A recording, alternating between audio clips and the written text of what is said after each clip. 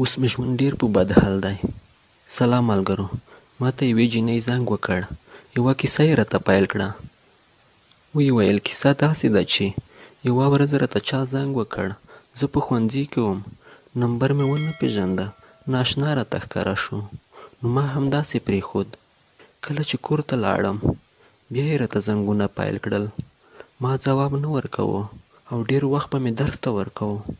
د داسې کارونو څخه ما ډېر نفرت و. خو چې کله ماښام شو زیات زنګونه یې راپسې پیل کړل. نو مجبوره شوم چې موبایل مې بند کړم. ولې چې هره ورځ یې راپسې زنګونه کول. زه هم ترې تنګه شوم. په دې وخت کې یو څو ورځې وروسته مې بیا فون خلاص کړ او چې ګورم 4 میسجونه ورته راغلي دي. لومړی میسج کې یې لیکلي چې که ځواب نه راکړې زه ستاسو کور خواته به ږدم. په همدې خبره سره مې زړه درزا شروع کړه چې واه خدایه دا څه وشو. ما خو د هیچ چا سره بد نه دي کړي. دا څوک شول؟ خو زه زیاته وویرېدم. ځواب مې ورکړ. زیاتې خبرې مې وکړې. خو دغه هلک زیات ټینګار په دې و چې زه تا سره مینه لرم. ما سره مینه وکړه او که راسره ویې نه کړې زه تا پېژنم. زه به ستاسو کور مخکې به ږدم. خو اخر یې په همدې مجبوره کړم. کله کله به مې د مجبورۍ نه ورسره خبرې کولې خو اخر په دې کې یو لس شپې تېرې شوې. نو بیا یې راته وویل چې ما سره وګوره. ما چې هر څومره انکار وکړ نو دغه هلک ما ته اخطارونه راکول. لنډه به یې وایم چې اخر مې ورسره ولیدل د مجبورۍ نه نو. او د زیات ټینګار په دې و چې ما سره موټر کې لاړه شه. خو خیر ټول کارونه مې د مجبورۍ نه ورسره ومنل. هر کله چې یو ځای ته یې بوتلم نو هلته یوه کوټه هغې کې سره کېناستو. نو دغه هلک زیات مردر شوی و او زیات لاسونه ایخوا دیخوا اچول. لنډ یې وایم چې ما ته هېڅ دا فکر نه راتله چې ما سره به داسې بد کار کوي. ولې چې زه خو د عمر نه کوچنی وم. نو دغه هلک ما ته نشه راکړې وه. زه نو په هېڅ نه وم خبره شوې. ما سره یې زیات بد کارونه کړي وو او ښه ته دا چې نور ملګري یې هم راپسې راوستي وو. په هغې یې هم ما سره بد کار کړی و. زه خو په نشه کې وم.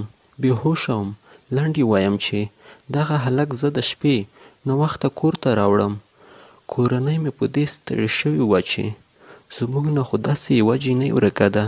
لنډ یې وایم چې کور کې په ما وهلو باندې ستړي شول. فون یې رانه یووړ او مکتب هم پاتې شو. وخت تېرېږي. د نامزدۍ وخت مې راورسېده. زه خو په دې پوهېدم چې ما سره ډېر بد کار شوی دی او کورنۍ مې هم د شرم څخه نه شو ویلی. او چې کله یې واده کړم نو کله چې 3مه شپه راغله په دې وخت کې خاوند کوټې ته راغی. هغه زیات خوشحال و چې ما دومره ښکلې نجلۍ کړې ده چې په ټوله دنیا به یې ورنه کړم. په ما خو هره صحنه غم و. خلک خوشحالي کوي او زه په ویر یم.